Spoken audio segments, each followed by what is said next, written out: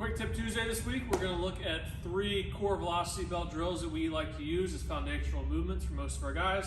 This is something that we will use and focus on more as guys are on-ramping, working a lot more on movement patterns and low-intensity throwing, as opposed to spending more time in the high-intensity phase where guys are just moving fast.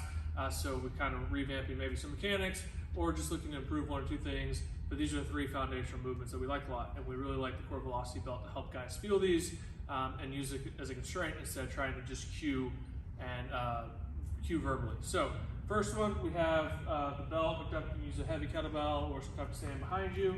We have it off of the back hip, so I'm right-handed. It's right off of my right hip, and it's pulling me directly back and maybe a little bit towards home plate as well.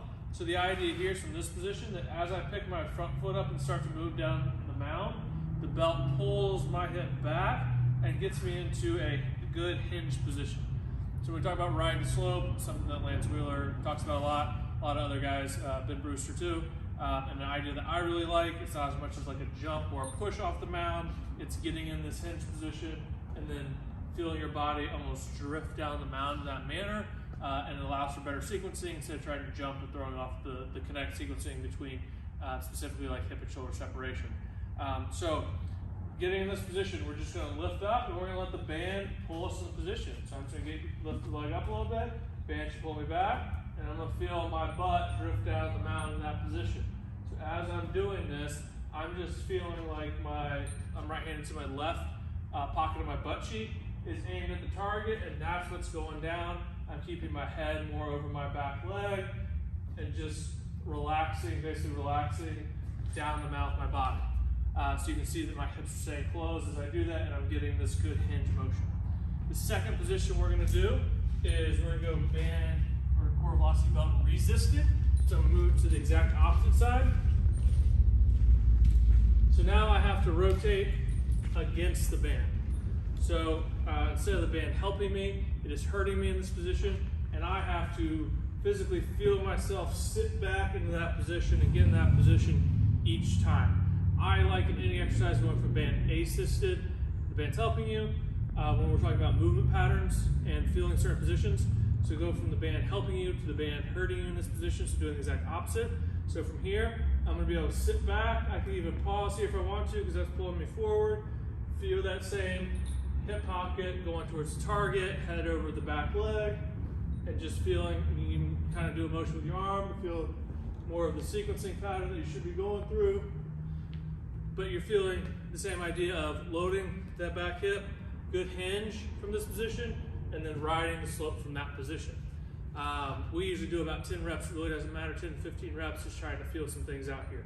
So again, this should help you. This is now making your body fight against resistance instead of pulling you there. So it's almost like a strength exercise, so to speak, but it's better for helping your body get there because we're actually having to move against some resistance. The last one we do is more of a rotational and separation drill. So we're going to move it out in front.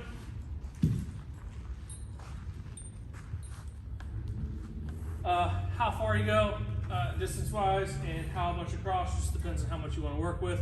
I want it pulling across my bicep here because we're going to work on some hip rotation.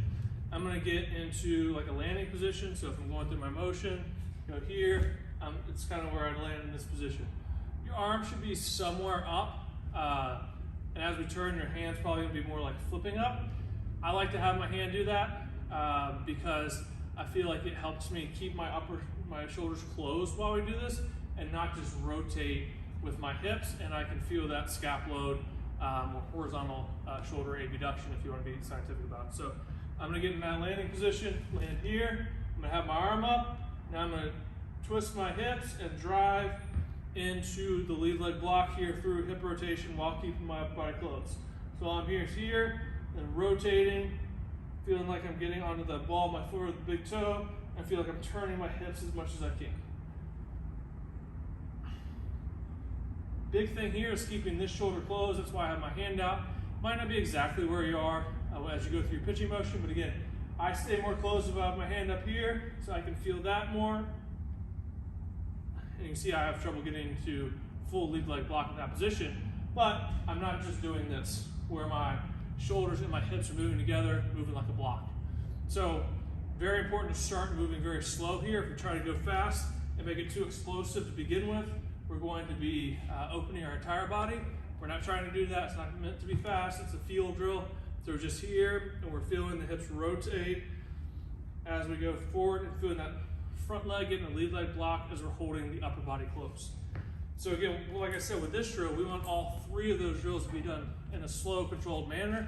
We're trying to get into certain positions and teach our body to feel getting into those positions, getting out of those positions, and feelings like riding the slopes or the hip-shoulder separation.